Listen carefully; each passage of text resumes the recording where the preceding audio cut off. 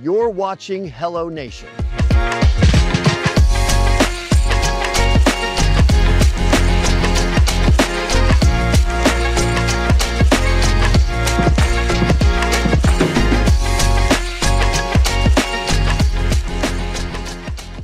Hello and welcome to the HelloNation podcast, your voice of good news. I'm Prescott Rossi, and today we're continuing our Hello Auto Glass and Automotive Safety series with returning guest, locally and nationally recognized expert Fernando Miranda from Quality Auto Glass, Colorado. Fernando, welcome back to the show. Glad to be here. Thanks for having me. Again. Love it. Now, being the voices of good news, we always like to start by asking our guests to share something positive. So, Fernando, thanks again for joining us. For anyone just tuning in or catching this episode after the first, can you remind people with a little bit about yourself and perhaps share some good news that you've experienced lately? Yeah, no, thank you. First, a little bit about myself. I've been in the automotive industry for about 25, 26 years now, and in different verticals of the automotive industry. And so I feel equipped. Thanks for saying I'm an expert. I'll take that. But I feel equipped with enough knowledge and common sense where I can bring a little bit of good perspective to the listeners. And about the good news, I was thinking about that earlier today before we got on the air. And I want to keep it industry focused. So I would say that the biggest piece of good news right now is that vehicles are safer than ever before. And I think that's what's really changed is that, cars aren't just reacting to accidents anymore. I think they're actively helping drivers avoid them. And I think that's a really big piece of good news, right? But good news is vehicles are safer than ever before, and they're really helping the drivers stay safely on the roads. And as an expert, as someone at the forefront of the industry, I would imagine you yourself, you have to keep up on all these technology changes. How has that impacted your ability to help, service vehicles and to help customers that, maybe, are facing challenges that 20 years ago you might not have expected or might not have known about? Yeah. Well, first of all, I think you have to embrace the change. It's already here. And to be able to stay up with it, you have to continue to invest in education, not only for myself, but also for my team. My technicians, obviously, I need to make sure that they are equipped with the latest, not only systems and equipment, but also knowledge. And the reality is that, the industry is changing faster than ever before. But I think also there's a lot more resources for us to continue to educate ourselves and keep up with the technology as well. And, you've been in the business for as long as you have. What has changed the most in vehicles? You said they're as safe now as they've ever been before. Is there one thing that you think back to 20 years ago and you're like, I can't believe we were on the road in cars like this, whereas nowadays there's this, entire overhaul of a certain aspect of a car. Is there one in particular? It's funny. I heard a comparison a while back that really puts it in perspective for me. If you think about this, the computer that helped put astronauts in the moon had about 100,000 lines of code. Okay, modern vehicle today has over 100 million lines of code, and I think that really kind of puts it in perspective, right? When you think about fixing cars and the way we used to do it, the reality is it's just not the same world anymore. It's changed so much. For sure. And so when it comes to stuff like lane assist, backup cameras, and that newer technology, how exactly does that work? I know that's a very basic question, but how does it operate? How are we able from the steering wheel or pressing a button on a pad? How is that? It's still a car, just 4 tires on the road, but there's so much more to it now. How does that operate? Yeah. So again, first of all, let's go back to why is it all there to begin with, and that is to keep the driver safe. And so they're all safety features, right? And I think they're all connected as well to you have proximity sensors, you have cameras that are designed to scan the road, and it's just traffic signs altogether. Nowadays there's cameras that can detect pedestrians or bicyclists and on and on and on. And they're all connected through systems. And I think that's what makes the repairing vehicles nowadays a lot more complex. And kind of how I alluded to that earlier, right? 20 years ago, you could replace a part and be done with it. Well, now that part is part of a bigger system that at times needs to be recalibrated, needs to be scanned, and needs to be treated as a whole system rather than an individual part. So I guess the shorter answer, it's all connected, right? The entire vehicle is connected through systems that are designed to keep us safer than ever before. Now, Fernando, you mentioned, small repairs. What takes a small repair and turns it into something much more technical today? Well, again, it's that you have to almost treat it as a system. And I'll give you an example, right? Whether it's a simple battery replacement nowadays, back in the day, you could literally just unplug the battery, put a new one in, plug it back in, and you're done. Well, now, you have to tell the computer that you're replacing the battery so that it understands. Because what's really crazy is that computer compensates for that battery's normal wear over the years. So it compensates for that. So when you put a new battery on there that has maybe stronger amperage or ohms, that the system needs to know that so that it can, compensate for that change as well. So even something as simple as changing a battery can be a bigger deal where you have to treat it as a system. Heck, the windshields, right? And something as simple as replacing a windshield 20 years ago was just as simple as cutting it out, making sure you're doing it safely, and putting the new windshield on, and you were done.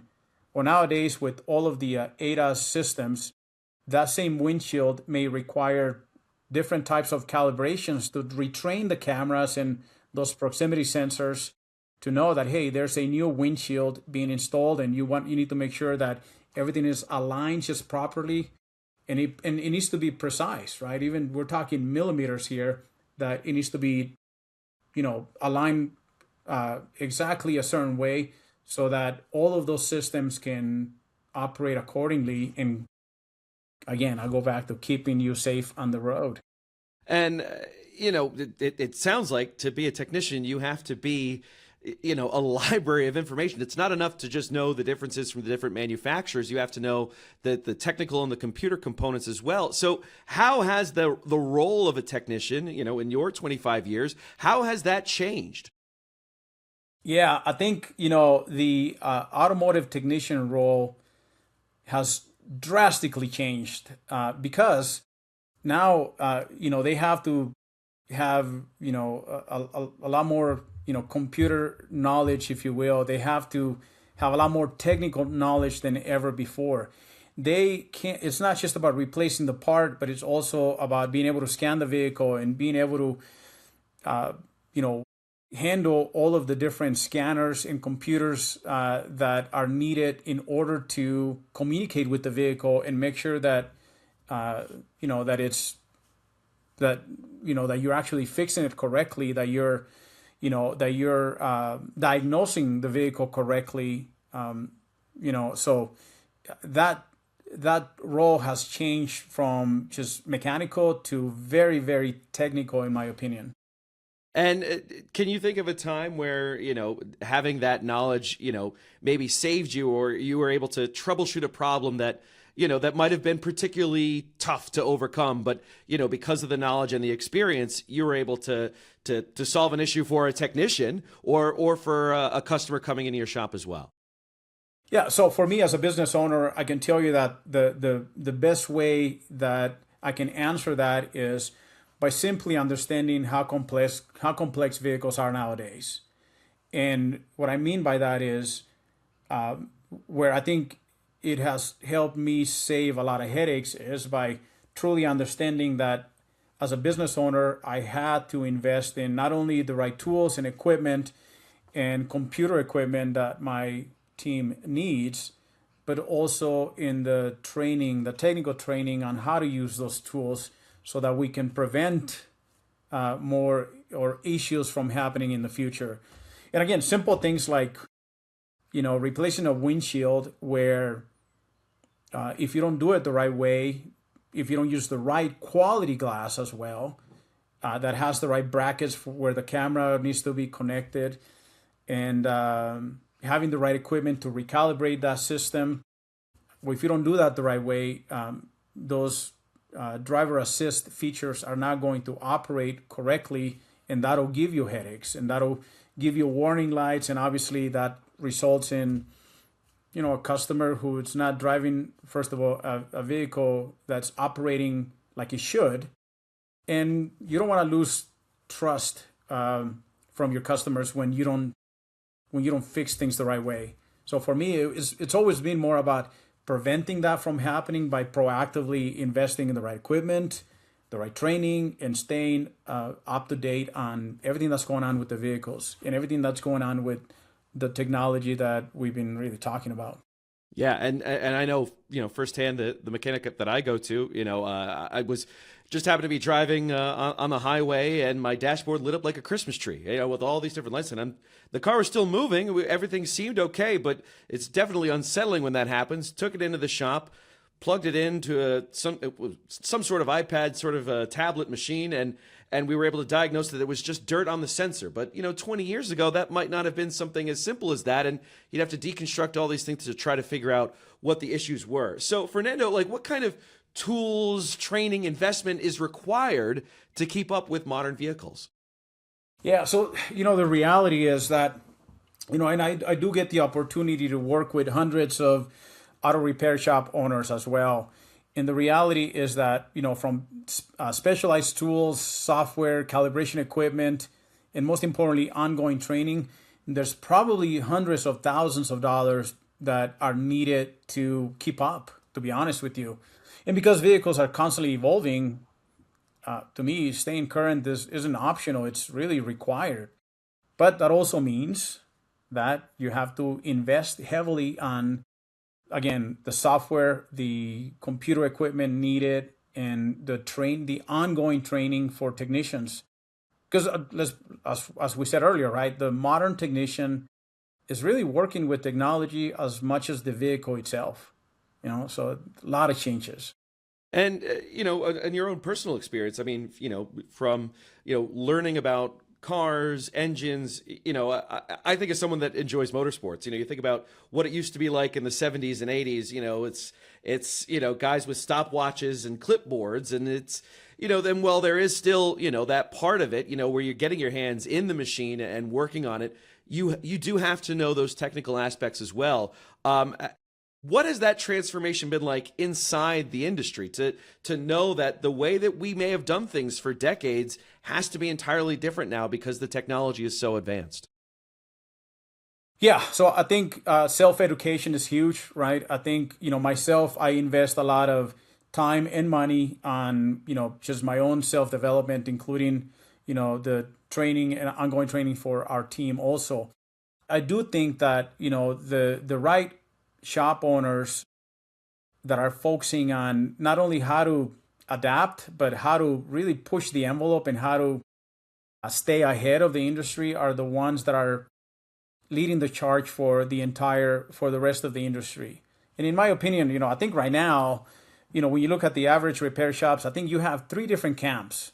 You have the ones that are oblivious to all the change and everything that's happening, and that could be concerning, in my opinion, right? They're not either willing to or able to make the proper investments in not only the equipment but the training as well. And I think they're starting to really fall behind. And then you have some that are trying to adapt and trying to catch up. And then my favorite is the business owners that are doing everything they can to stay ahead of the technology and ahead of all of the changes that are coming. So I would say the investment that needs to be done in order to not only survive but thrive in the automotive industry is huge. And I think the right shop owners that are, equipped, not only mentally but also financially equipped to be able to make those changes, are going to continue to set the tone for the rest of the industry. And I like to be one of those business owners myself, right? So it's that balance between making the right investments and still be profitable as well. But knowing at the end of the day that in order for us to stay in business and be successful, those are no longer optional. They're a requirement, in my opinion. And it's funny you say that, Fernando. Someone might go get their oil changed, tires rotated. They get just they pay their bill at the end of the day, and they just see a list of some certain things. But I know there's a lot more that goes into it. So tell me, what goes into a repair that customers may not typically see? Yeah, I'm glad you mentioned that, right? Because I do think that as vehicles get more and more complex, so do the repairs, right? The repairs get more complex, and as I mentioned, they require a lot more tools, a lot more training. Well, all of that also costs money, and so sometimes I think a lot of that work today is invisible to the customer, right? Like I mentioned, scanning systems, researching procedures, testing, calibrating, everything that happens behind the scenes in order to fix that vehicle the right way. Well, a lot of times the customers, the average driver is not aware of that and is not educated on everything that has to happen. But that's what ensures the repair is actually done correctly and safely.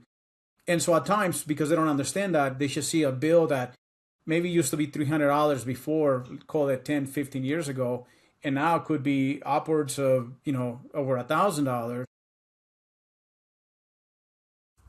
A lot of that work that happens, it's invisible to the customers. I think I'm glad we're doing this. I'm glad you're doing a podcast like this, because this is about educating the average driver on how complex their vehicles are, but also how complex some of those repairs are as well. And that's what drives the cost the right way, or that's what drives the cost up.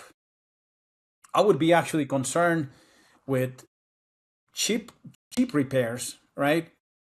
Because for me, if there's a shop out there that is doing things cheaply, it probably means that they're skipping a few critical steps. And some of that is the training and the equipment. And perfect lead into my next question. What are the risks of, skipping steps, cutting corners, choosing the cheapest option when it comes to auto repair? Well, I think, sometimes the car may look like it's been fixed, but if the systems behind it are not communicating properly, or were not recalibrated properly, that's where, in my opinion, can lead into some real trouble.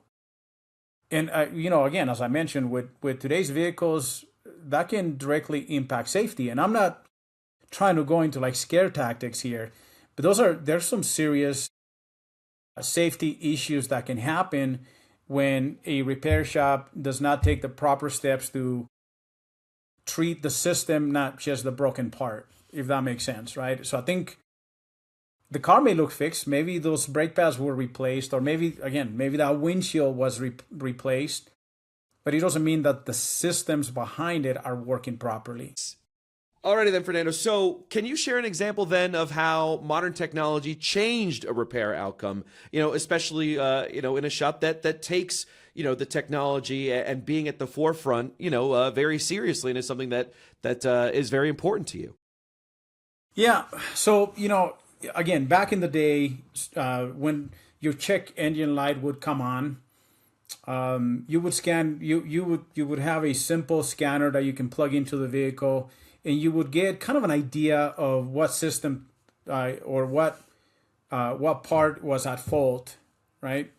And I think that also created a lot of guessing work for some shops that maybe were not as equipped with the equipment and the technical knowledge, the technicians knowing where to look. I think nowadays, with the computer systems in those vehicles are better at communicating to the technician everything that's going on with that vehicle. But it still requires a technician that's equipped with the training and the tools to be able to take that information and pinpoint exactly what needs to be repaired, and to do that the right way, so that you're not guessing and you're not, just throwing parts at a vehicle. I think nowadays, if the right technician with the right tools and the right training, it's a lot more precise when it comes to diagnosing a vehicle, and hopefully, at least from what I'm seeing, avoid unnecessary repairs. So hopefully that answers your question. But I do think vehicles are a lot better at communicating with what's going on with all their systems. You just got to know how to listen to them and how to interpret the information into a repair. Yeah, and it's not like we're, saying that like, oh, people need to get educated, but I think there is something to, as a driver of trying to understand your automobile and what it does and maybe what it doesn't do, and the things to listen for. And I know as I've, been driving 20 plus years now, that like I'm a better driver than I was at 16 because I understand my car a lot better. And I think working with mechanics that can explain things, I'm not going to pretend like I know how to fix a car inside and out, but I understand enough to, when I have a conversation with my mechanic, we can diagnose a problem pretty quickly. And my car is a little bit older. It's 2005, but, it still has some computer and, technology elements to it. It just feels like it's a better driving experience because I know the car that much more. Am I crazy for that, or is that going above and beyond, or is that something that maybe you would kind of advocate, not necessarily push on people, but like there's value in knowing a machine that you're putting a lot of money into, whether it be through service or insurance or even just fuel, to know what you're driving and to learn the environment you put yourself in. I say they need to look for a shop that invests in training and proper equipment, and also that is willing to explain their process. For me, transparency is huge. You want to be able to understand how your vehicle is being repaired, not just what it is or how much it's going to cost. And I think, the great news is that more and more repair shops are creating the standard of educating the customer on everything that's going on with the vehicle. That's what I would look for if I was a consumer. I want to understand, if I'm going to spend $2,000 in this repair, I want to be able to understand what I'm getting for it, right? And that's because, modern vehicles, in my opinion, the process matters just as much as the repair itself, right? It's the whole process. Yeah, and as you said, treating the system, not just the part.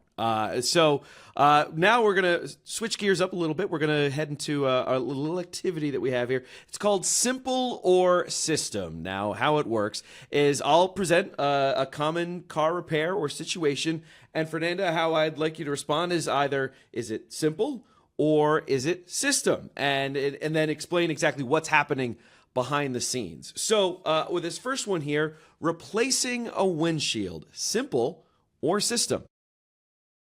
I would say system, especially nowadays. Yeah, again, older vehicles, it's a different story. But I would say that nowadays it is a system, 100%. There's too many driver assist features that are impacted by the windshield and the camera systems as well. And I would think for lane assist too. I mean, that would be another one where making sure that, you can actually, the sensors can pick up everything going around a car. Yeah, that would be huge. All right, on to the next one now. Replacing windshield wiper blades, simple or system? I think that's still a pretty simple, straightforward process. I will tell you though, there even some of those wipers, they have different clips that I've even struggled with in the past. I'm like, I haven't seen this clip before. But I think it's still a pretty simple process that it's a pretty straightforward mechanical swap. It doesn't involve systems or recalibration of any sort. Sometimes, there used to be 2 or 3 different clips. Now there might be like 10 or 15, but pretty straightforward process. Yeah, I know when I walk into an auto parts shop, I see the windshield wiper blades. There's just a wall of all these different options, and if you didn't know, if you came into it, like, oh yeah, I don't even know what kind. Like, you could totally be overwhelmed by it. Now, on to this next one, and I think I know the answer to this. Brake repair, system or simple? 100%. That's a system, right? This is, you no longer can get away with just replacing the brake pads and calling it done. It's definitely a system. There's ABS and safety systems that are required. So repairs often involve, sensors and more diagnosing the real problem to make sure that, again, you're not doing unnecessary repairs as well. And on to the next one now. Maybe a little bit easier. Changing engine oil, simple or system? I'm going to say that is still simple, relatively simple, but make sure that you take time to educate yourself on the type of oil that you need, the viscosity and, synthetic versus conventional oil. I think all of that still matters, but it's a relatively, in my opinion, still basic, simple process. Obviously, what's getting a little more complex is once you do the oil change, to be able to figure out how to reset the oil light, or the maintenance tracking system, I guess, that needs to be reset when you change the oil. That seems to be a little more complex, but I think it's still a very simple process. It might require, a little more research for you to figure out how to reset the system, though. And I would imagine, especially with engine oil, nowadays cars are lasting longer than they ever have. You're seeing a lot. I mean, I know this from my own personal experience, as my car is 20 years old, that I am using different oil now than I used 10, 15 years ago. And I just happened to hear that from my mechanic, but some may not know that, as even though, it may not be some luxury vehicle, the age does matter when it comes to things like engine oil. The age and also a lot of the internal engine components matters as well. That's why I think every driver should have basic knowledge of, the vehicles that they're driving and, what some of those, even the most basic repairs need to look like. It's just about education. But the beauty of it all is that education is readily available at our fingertips more than ever before, right? There's no lack of information, in my opinion. Love it. On to the next one. Simple or system, diagnosing a check engine light? The answer is system for sure. And I think, understanding that, that system requires software, being able to understand, so software, but also education, technical education on the technician to be able to interpret the code and understanding, how many systems are being impacted, and again, getting to the root issue or the root cause of why that check engine light came on. That more than ever requires a lot of technical training and a lot of software, a lot of tools and equipment at times. On to the next one now. We have a couple more to go. Replacing a side mirror, system or simple? Can I say it depends? And what I mean by that, again, is going back to some mirror replacement is still pretty straightforward. But as we're talking about, ADAS and all of the driver assist features that a lot more vehicles that are on the road now have, that is starting to, I would say, what used to be a simple process is now more becoming a system. Because a lot of those mirrors have, things like blind spot monitor, they have cameras, and some of those actually require recalibration as well. So I guess it depends on the vehicle you're driving, but if you have any kind of driver assist features, cameras, blind spots, that you need to treat that as a system. All right, so this next one for simple or system, I know the answer to this one because I've done this one. Replacing a cabin air filter, simple or system? Yeah, I think that's still a simple process. I mean, it doesn't require scanning or recalibrating anything. Depending on the vehicle, it might be some of those cabin filters are not as easy to access, but it's still a relatively simple process, in my opinion. And on to the last one, replacing a car battery. I know we talked about this earlier, but just a little bit, if you want to elaborate a little bit more on just how complex it can be replacing a car battery. It's not what it used to be, when we were kids. Nowadays, that is more of a complex, I would say that's more of a system. You have to treat it as a system, and that is part of the entire charging system of the vehicle. Yes, it sounds like while there are a few things that are still simple, a lot more has shifted into systems people don't even realize are there in modern vehicles. So you heard it here again from a true expert. Fernando, thank you so much for joining us and for helping us continue this conversation. Now, if you're driving around Denver, just remember today's vehicles are more advanced than ever, and making sure repairs are done the right way really matters. So thank you again to our listeners. I'm Prescott Rossi, signing off with Fernando Miranda from Quality Auto Glass, Colorado.